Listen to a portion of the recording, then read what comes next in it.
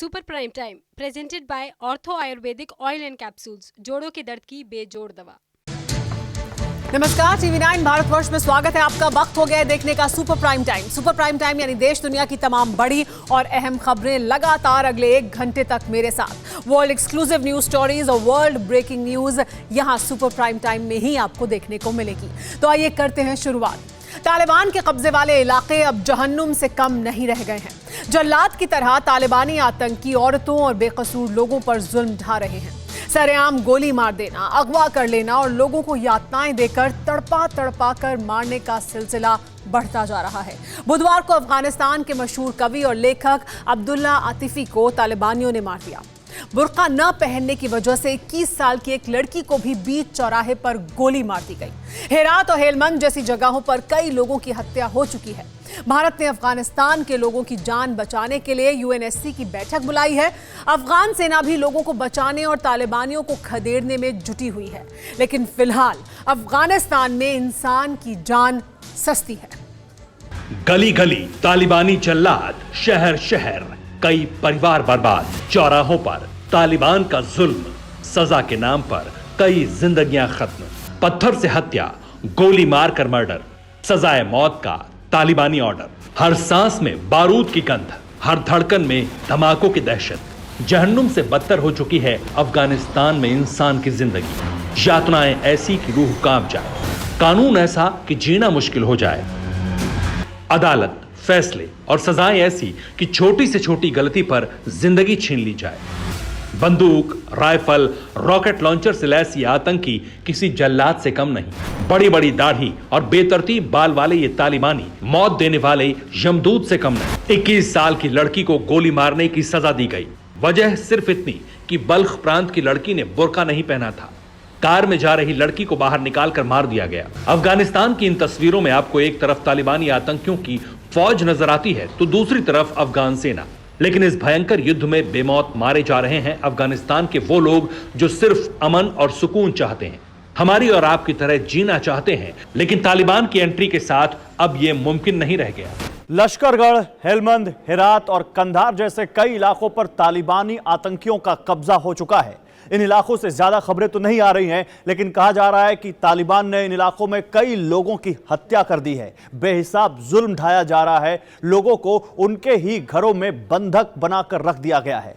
घुटना, कंधा या कमर, चाहे जैसा हो दर्द, डॉक्टर ऑर्थो आपको देता है दर्द से पूरी आजादी, एक भरपूर जिंदगी। ये कोई टेम्परेरी पेन किलर नहीं, आयुर्वेदिक औषधि है।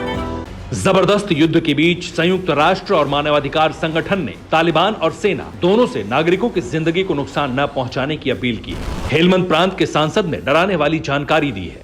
सांसद के मुताबिक सड़कों पर शव बिखरे हुए हैं। डर की वजह से लोग अपनों का शव तक नहीं उठा रहे। अफगानिस्तान के विदेश मंत्री हनीफ अतमार ने भारतीय विदेश मंत्री एस जयशंकर से बात की और संयुक्त राष्ट्र सुरक्षा परिषद में आपातकालीन बैठक बुलाने की अपील की है। 6 अगस्त यानी कि शुक्रवार को संयुक्त राष्ट्र सुरक्षा परिषद की बैठक होगी। भारत की अध्यक्षता में होने वाली इस बैठक में अफगानिस्तान की मौजूदा स्थिति और वहां पर जारी हिंसा की समीक्षा की जाएगी। यह आपको बता दें कि इसी महीने की पहली तारीख से लेकर 1 महीने तक सुरक्षा परिषद का भारत अध्यक्ष बना है। यूएनएससी में मंथन होगा। जो भी फैसला होगा, जैसी भी नीति बनेगी, क्या वो तालिबानियों से जिंदगी बचाने में कामयाब होगी? क्योंकि अफगानिस्तान के कई इलाकों में आसमान से आग बरस रही है, बमबारी हो रही है। जमीन पर तालिबानियों की बंदूकें गरज रही हैं और फाइटर जेट्स की आवाज से आसमान थर्रा रहा है। हेलमंद की राजधानी लश्करगाह पर तालिबानियों का कब्जा है। रेडियो टेलीविजन पर तालिबानियों की धमकी गूंज रही है। मंगलवार की सुबह अमेरिकी लड़ाकू विमानों ने भी लश्करगाह में तालिबानी लड़ाकों पर 2 बार बमबारी की। लश्करगाह की तमाम सरकारी इमारतों पर तालिबान का कब्जा हो चुका है। लश्करगाह के हवाई अड्डे पर भी तालिबान का कब्जा है। लश्करगाह में लोगों को खाना और पानी तक नहीं मिल पा रहा। लश्करगाह पर कब्जे के बाद अफगानिस्तान के दक्षिणी और पश्चिमी, खासकर कंधार और हेरात प्रांत तालिबान के कब्जे में आ जाएंगे। इसीलिए अफगान फोर्सेस और तालिबान के बीच लश्करगाह पर नियंत्रण की लड़ाई तेज हो गई है। हेलमंद दक्षिणी अफगानिस्तान में देश का सबसे बड़ा प्रांत है। इसे तालिबान का गढ़ माना जाता है। हेलमंद में सबसे ज्यादा अफीम की खेती होती है। अब आपको अंदाजा हो गया होगा कि हेलमंद में अफगानी सेना और तालिबान के बीच क्यों इतना जबरदस्त युद्ध चल रहा है। हेलमंद में जेल, पुलिस मुख्यालय, इंटेलिजेंस दफ्तर पर तालिबानियों का कब्जा हो चुका है। 60 पुलिस वालों ने बुधवार को तालिबानियों के आगे सरेंडर कर दिया। हेलमंद इंटेलिजेंस के अधिकारियों ने भी आतंकियों के आगे सरेंडर कर दिया। तालिबानियों ने भी सभी लोगों को अपने ग्रुप से लड़ने के लिए रख लिया है। यह तस्वीर मैतुल्ला बाराकजी की है। ये निमरोज प्रांत के पुलिस चीफ थे। तालिबानियों ने इनकी हत्या कर दी। तालिबानियों के टारगेट पर अब पुलिस के अधिकारी भी हैं। दो ही रास्ते हैं, या तो वो सरेंडर करें या फिर मरने के लिए तैयार रहें।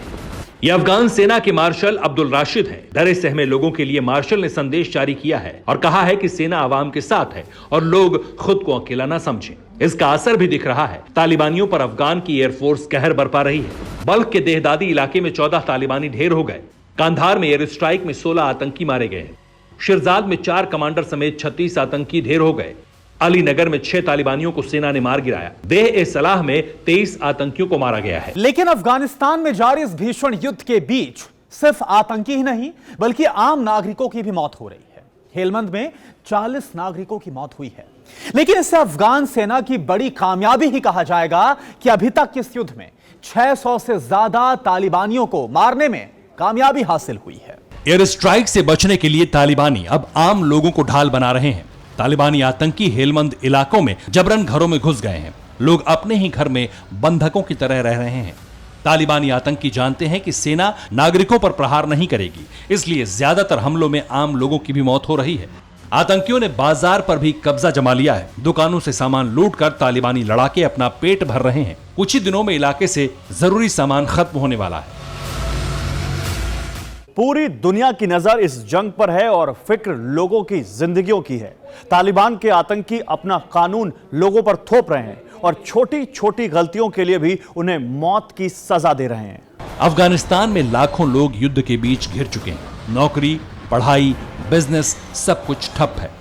जंग के हालात ऐसे हैं जिसके खत्म होने के कोई आसार आसपास नजर नहीं आ रहे। सब कुछ अनिश्चित है।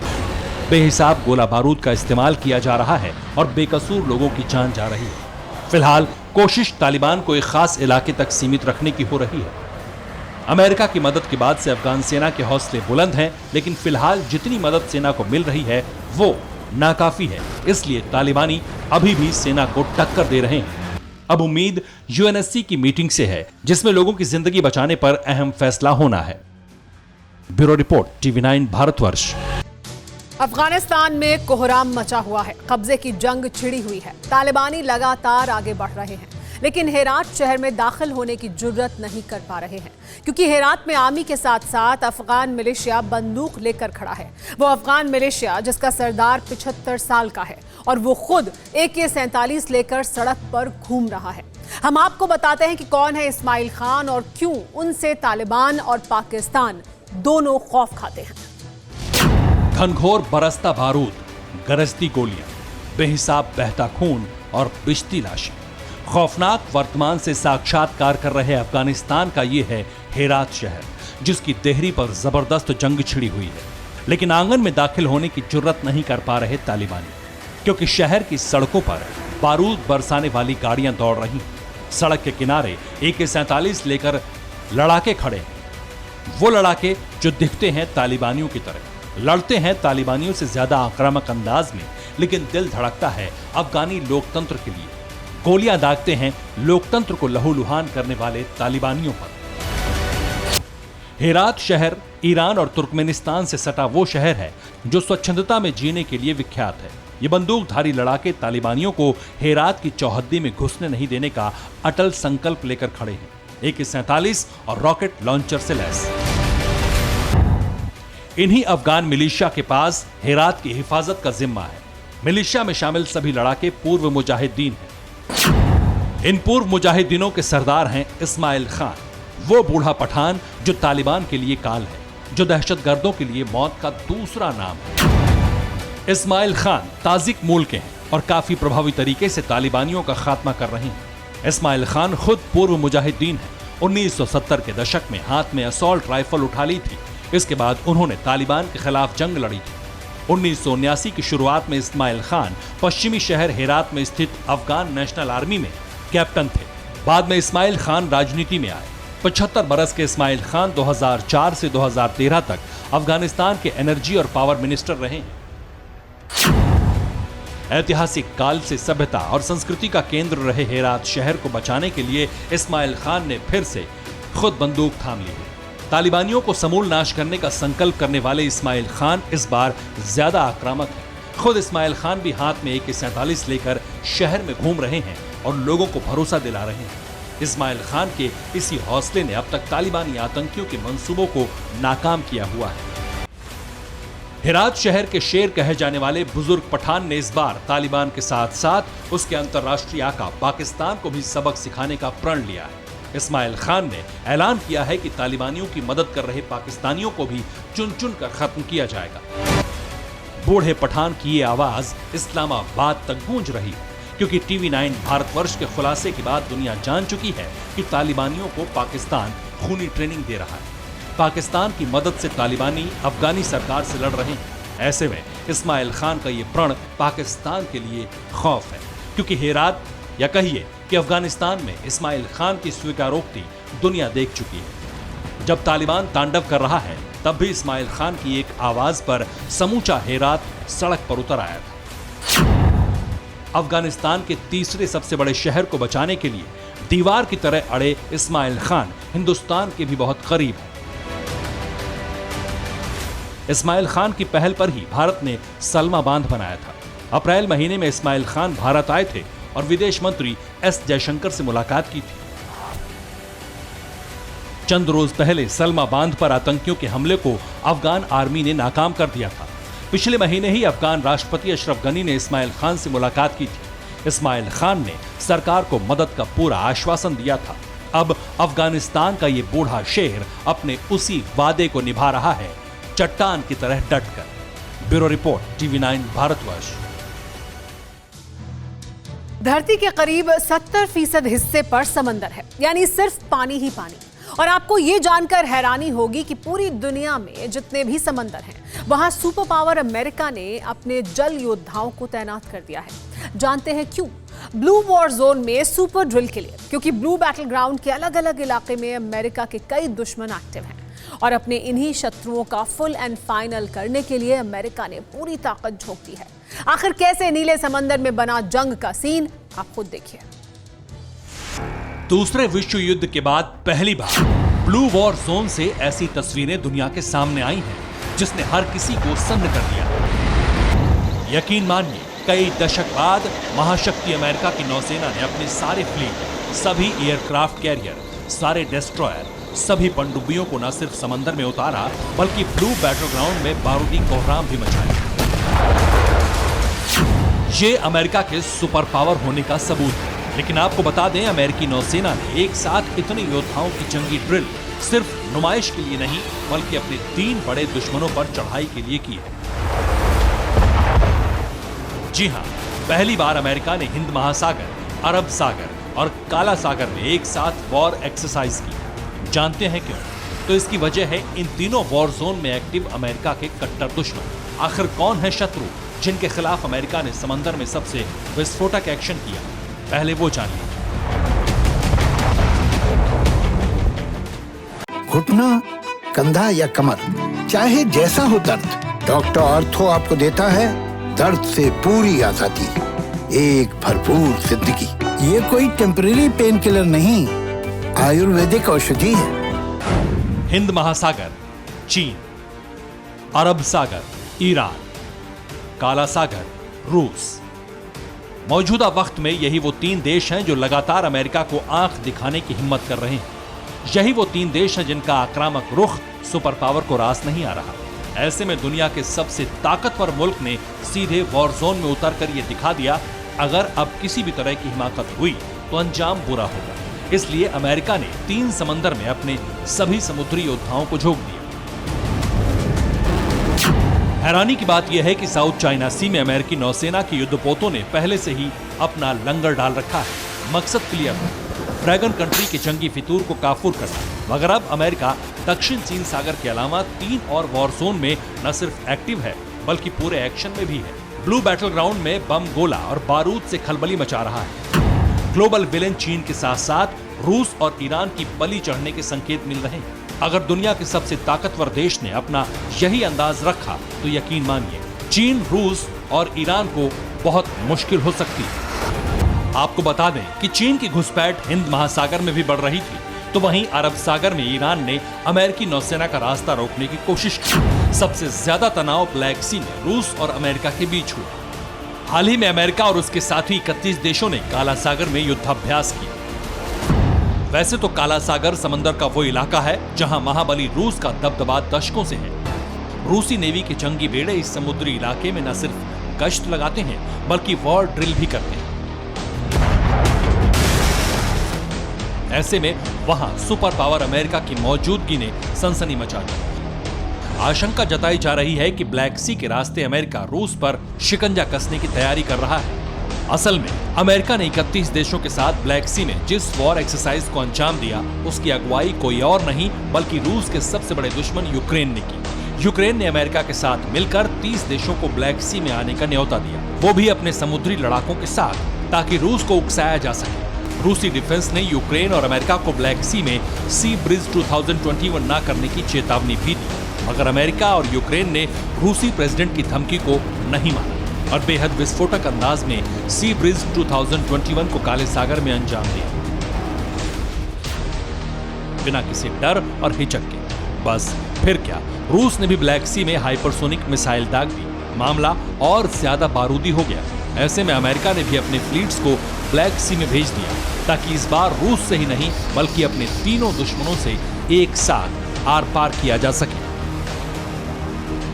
Bureau report, TV9 Bharatvarsh.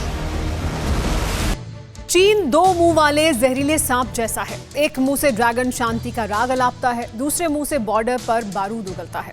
Chaalbaaz पड़ोसी की इस फितरत से दुनिया वाकिफ है। LAC पर मुंह खाने के बाद चीन अलग अलग फ्रंट पर युद्ध भड़काने के जतन कर रहा है। रेड आर्मी की लेटेस्ट खुराफात अरुणाचल प्रदेश के फ्रंट पर दिखी, जहां चीनी तानाशाह के ऑर्डर पर बारूदी बुलेट ट्रेन का रूट तैयार किया गया।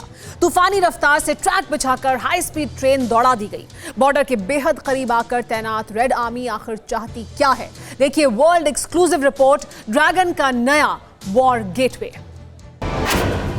Arunachal front, war scene, border पर आधमका चीन। ड्रैगन ने बारूदी ट्रेन दौड़ाई, रेड आर्मी छेड़ेगी लड़ाई। वॉर रिहर्सल तो बहाना है, जिनपिंग को भारत से टकराना है।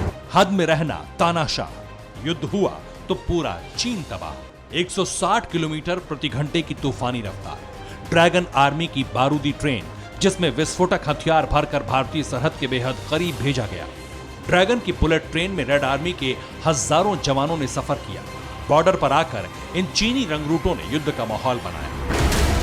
ड्रैगन आर्मी ने अरुणाचल प्रदेश के बॉर्डर से महज 150 किलोमीटर दूर नियंगची शहर में डेरा डाल लिया है। ड्रैगन के नियंगची बेस पर युद्ध का हर हथियार जुटाया जा रहा है।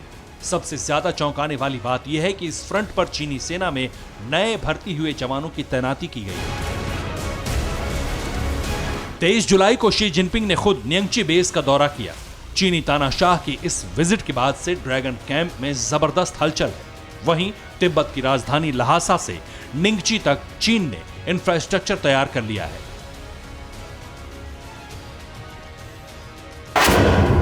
जिस पर ड्रैगन ने हाई स्पीड ट्रेन को 25 जून को दौड़ाना शुरू कर दिया था। 435 किलोमीटर लंबे इस रूट पर ट्रेन की अधिकतम स्पीड 160 किलोमीटर प्रति घंटा है। इस वजह से लहासा से निंगची का सफर महज 3.5 घंटे का ही रह गया है। युद्ध के वक्त यह कनेक्टिविटी ड्रैगन को बड़ी मदद करेगी। वैसे भी चीन ने LAC से अरुणाचल तक 35 हवाई किले तैयार कर रखे हैं। इस नेटवर्क में जमीन से हवा में मार करने वाली मिसाइलें, चेतावनी रेडार जैसे हथियार तैनात किए गए। ये तैयारी ड्रैगन का बॉर्डर पर फड़फड़ाना साफ जाहिर कर रही है कि चीन खुराफात के मूड में। ड्रैगन के पैंतरे को ऐसे समझिए कि एक तरफ तो चीन कमांडर लेवल मीटिंग कर रहा है, दूसरी तरफ युद्ध को भड़काने की फिराक में। मगर क्यों, तो जान लीजिए। ड्रैगन फिर कोरोना के ट्रैप में फंसने लगा। चीन में कोरोना वायरस का जबरदस्त विस्फोट हुआ है। ड्रैगन ने झांगजियाजेई शहर को फिर से सील कर दिया है। चीन में कुल 17 सूबों में कोरोना फैल चुका है। झांगजियाजेई में डेल्टा वेरिएंट के 171 मरीज मिले, जिसके साथ ड्रैगन लैंड में कोरोना केस का आंकड़ा 500 के पार पहुंच गया है। ड्रैगनलैंड में जहरीले वायरस के खतरे से खलबली है। कोरोना कंट्रोल के लिए ड्रैगन आर्मी ने टॉर्चर भी शुरू कर दिया है, लेकिन तेजी से बढ़ रहे मामले थमने का नाम नहीं ले रहे। चीन की टेंशन, दुनिया के दूसरे देशों में भी वायरस की तबाही है। अमेरिका में कोरोना बेकाबू है, रिकॉर्ड तोड़ केस आ रहे हैं, तो एशिया के तमाम देशों में वायरस विस्फोट शुरू हो चुका है।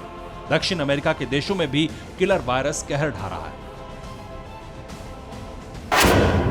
ब्राजील में कोरोना के कुल मामले 2,26,533 हो गए हैं और 5,59,607 मौतें हो चुकी हैं। मैक्सिको में गुरुवार को 20,685 नए मामले सामने आए और 611 लोगों की मौत हुई। थाईलैंड में गुरुवार को 20,920 नए केस सामने आए और 160 लोगों की जिंदगी चली गई। इंडोनेशिया में बीते 24 घंटे में कोरोना से 1747 मौतें हुई हैं। दुनिया भर में कोरोना मौत बांट रहा है, कहीं तीसरी लहर, कहीं चौथी लहर का अटैक जारी है। चीनी वायरस से फैली महामारी से दुनिया त्राही कर रही है, तो वहीं चीन अब भी इस जैविक हथियार का सच सामने लाने को तैयार नहीं। शी जिनपिंग और उनकी शैतान कंपनी वुहान वायरस का सीक्रेट छिपाने का खामियाजा जानती है। किसी भी दिन ड्रैगन पर महाशक्तियों का ज्वाइंट अटैक भी मुमकिन है। इस खतरे से निपटने के लिए चीन ने जैसा एलएसी पर किया, ठीक उसी तर्ज पर अरुणाचल फ्रंट पर भी कर रहा है। अरुणाचल में चीन की जंगी तैयारी बेहद डरावनी, लेकिन ड्रैगन से निपटने के सभी इंतजामात भारत ने भी कर रखे हैं, जिससे एलएसी पर चाइनीज चाल के चीथड़े उड़े। जैसे गलवान युद्ध में ड्रैगन के टट्टुओं का हड्डी तोड़ इलाज हुआ, उससे भी जोरदार पलटवार अब की बार होगा। गनीमत इसी में है कि रेड आर्मी अपनी लक्ष्मण रेखा में रहे। Bureau report, TV9 Bharatvarsh. Global warming की वजह से पूरी दुनिया संकट के मुहाने पर पहुंच चुकी है। ग्लेशियर पिघल रहे हैं, समंदर का जल स्तर बढ़ता जा रहा है, कई जमीनी हिस्से जलमग्न भी हो चुके हैं। लेकिन ना तो इंसान इससे सबक ले रहा है, ना ही भविष्य के हाहाकारी हालात से निपटने की कोई रणनीति है। और अगर अब भी आपको ये हालात सिर्फ उस चेतावनी की तरह लग रहे हैं जिस पर ज्यादा फिक्र करने की जरूरत नहीं है, तो आप गलत हैं। आज देखिए साक्षात सबूत। केंद्र में है नाइजीरिया और साइबेरिया। जलमग्न सड़क, पानी में डूबे घर, तालाब जैसे रास्तों पर लड़खड़ाती गाड़ियां, में घुटनों के बल चलती बसें, पानी को जिंदगी का हिस्सा मान चुके कमर तक डूबे यात्री, बाढ़ और बारिश में तबाह हुई संपत्तियों की कीमत का आकलन करते हुए मकान मालिक। बरसात के मौसम में समंदर के किनारे बसे नाइजीरियन शहर लागोस में आपका स्वागत है। Havoc of global warming, nature, horror tourism की लेटेस्ट डेस्टिनेशन लागोस। अफ्रीका के सबसे ज्यादा आबादी वाले देश नाइजीरिया की यही हकीकत है। दरअसल इस देश में समुद्र तट पर बसे शहरों में रहने वाली आबादी के लिए सालाना बाढ़ आम है, लेकिन दुनिया के लिए यही बाढ़ खतरे का सबसे बड़ा सिग्नल है। और इस दफा लागोस के बाशिंदों ने भी खतरे के इस अलार्म को महसूस किया, क्योंकि हालात इस बार पिछले सालों की तुलना में ज्यादा खतरनाक है।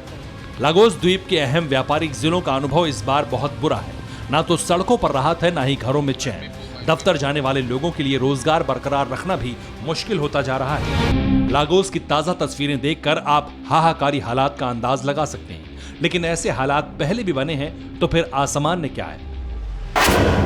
दरअसल नाइजीरिया के तटीय इलाकों में बाढ़ सामान्य घटना है। मार्च से नवंबर महीने तक बाढ़ जैसे हालात बने रहते हैं, लेकिन जुलाई में बाढ़ के कारण हालात ज्यादा खराब हो गए। लागोस के अंदर मध्य जुलाई में जल कर्फ्यू लग गया। शहर के अंदर आए पानी का स्तर बहुत ज्यादा बढ़ गया।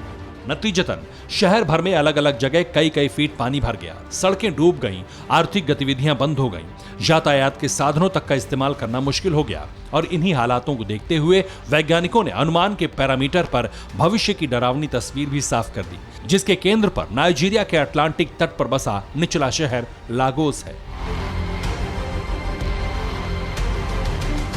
घुटना, कंधा या कमर, चाहे जैसा हो दर्द, डॉक्टर ऑर्थो आपको देता है दर्द से पूरी आजादी, एक भरपूर जिंदगी।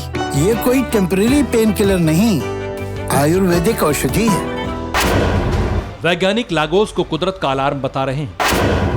दावा है कि सदी के अंत तक लागोस निर्जन होगा।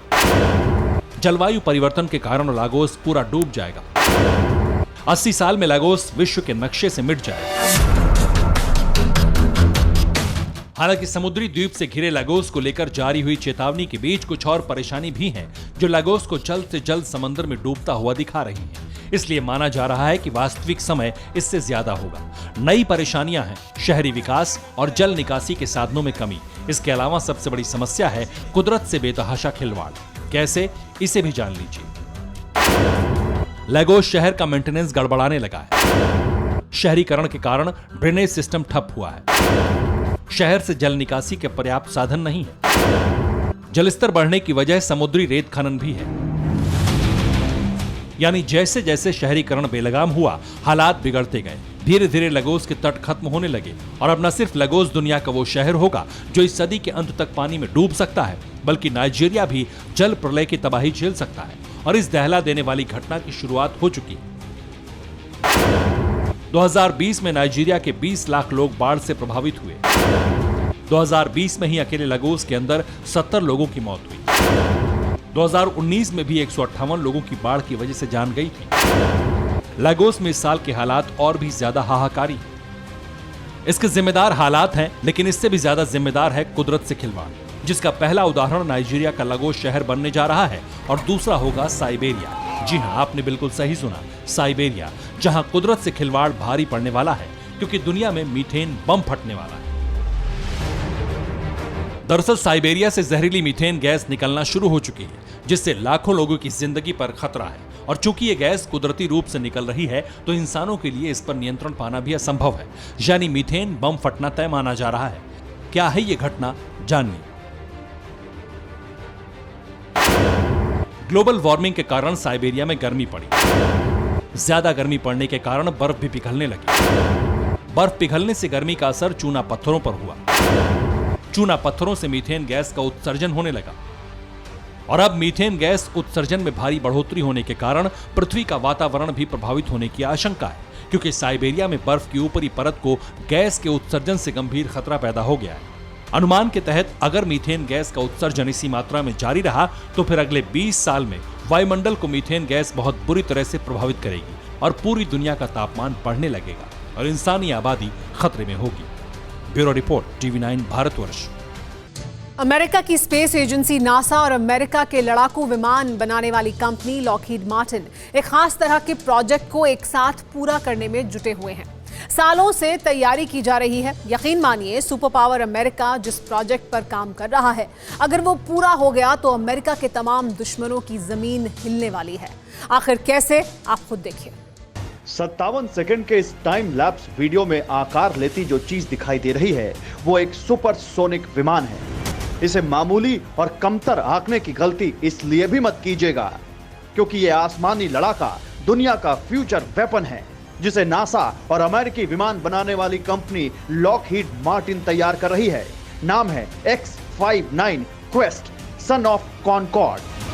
ध्वनि की गति से भी तेज उड़ने वाले इस विमान का पहला परीक्षण साल 2022 में होगा। खुद नासा ने 57 सेकंड के इस टाइम लैप्स वीडियो को जारी करते हुए लड़ाकू विमान के ढांचे को दिखाया। आपको बता दें कि भले ही ये 57 सेकंड में नासा ने विमान तैयार करने का वीडियो दिखाया है, मगर इसे बनाने में कई साल लगे हैं। अभी भी युद्ध स्तर के विमान को फाइनल टच देने का काम बाकी है। तस्वीरों में आप देख सकते हैं कि नासा के सुपरसोनिक फाइटर का बाहरी ढांचा करीब तैयार हो चुका है। अब इसके भीतर हाई फीचर वाले इक्विपमेंट्स लगाने का काम बचा है, जिसे इस साल के आखिर तक पूरा कर लिया जाएगा। इस विमान को लेकर नासा ने दावा किया है कि इसकी रफ्तार 1488 किलोमीटर प्रति घंटे से भी ज्यादा होगी। दिलचस्प बात यह भी है कि विमान जब सुपरसोनिक स्पीड को पकड़ेगा तो इससे पैदा हुई सोनिक बूम की आवाज भी किसी को सुनाई नहीं देगी। इसके अलावा इस सुपरसोनिक फाइटर की खास बात यह है कि इसमें इंजन ऊपर की तरफ लगाया गया है। पेट्रोल डीजल महंगा होता जा रहा है। दूसरी तरफ चुनौती पोल्यूशन को कम करने की भी है। जर्मनी में तो अब हाईवे के ऊपर ही बिजली की तार लगा दी गई है। ट्रक अब ट्रेन की तरह बिजली से चलेंगे। जर्मनी के ई हाईवे का मकसद प्रदूषण को कम करने के साथ भारी वाहनों को बिजली से चलाने का है। फिलहाल ट्रायल शुरू हुआ, लेकिन भविष्य में ये हाईवे पेट्रोल डीजल के भारी खर्च से छुटकारा जरूर दिलाएगा। जैसे ट्रेन चलती है, जैसे ट्राम चलते हैं, ठीक उसी तरह से सड़क पर दौड़ रहे हैं ट्रक। सड़क के ऊपर बिजली के तार हैं और ट्रक से इलेक्ट्रिक कनेक्टर निकला हुआ है। बगैर पेट्रोल डीजल के गाड़ियां हाईवे पर दौड़ रही हैं। ये तस्वीरें जर्मनी की है।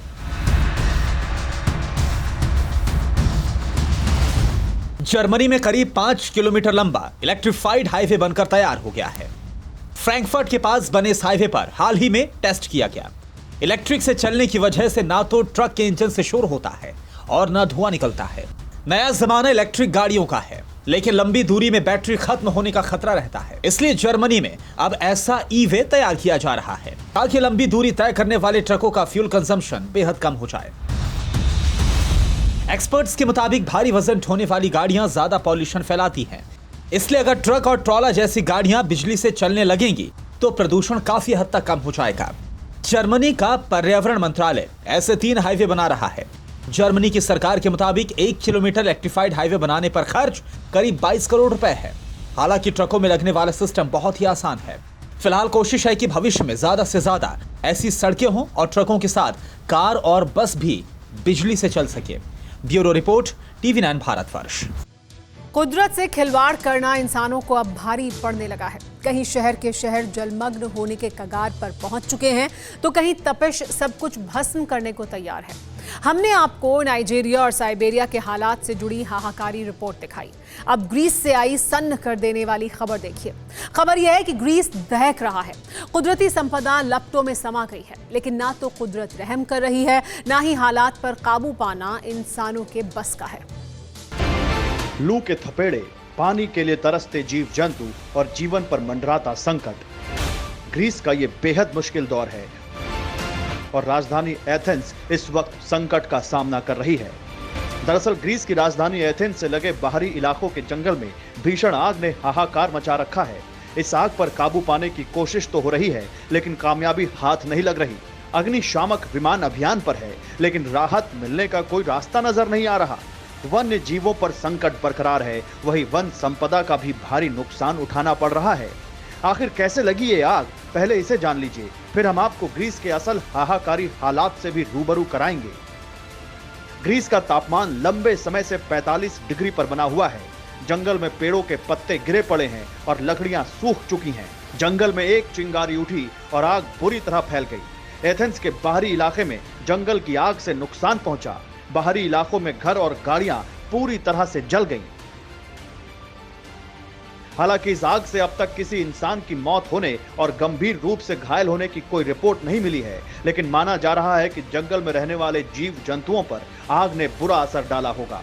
और आपको जानकर हैरानी इस बात से भी होगी कि ये आग सिर्फ एक जगह पर नहीं, बल्कि कई जगहों पर लगी हुई है।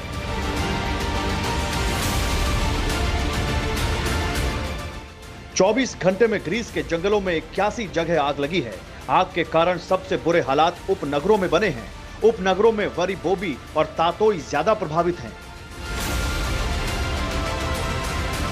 हालांकि आग पर काबू पाने के लिए इस वक्त 5 विमान और 9 हेलीकॉप्टर काम पर लगे हैं। 500 से ज्यादा फायर ब्रिगेड के कर्मचारी और सैनिक जमीन पर काम कर रहे हैं, लेकिन अब तक कोई बड़ी कामयाबी हाथ नहीं आई है। अलबत्ता पड़ोसी टर्की, स्पेन और इटली में भी ऐसी ही स्थिति बनती जा रही है। Bureau report, TV9 Bharatvarsh. फिक्र आपकी, सोमवार से शुक्रवार रात 9 बजे सिर्फ TV9 भारतवर्ष पर।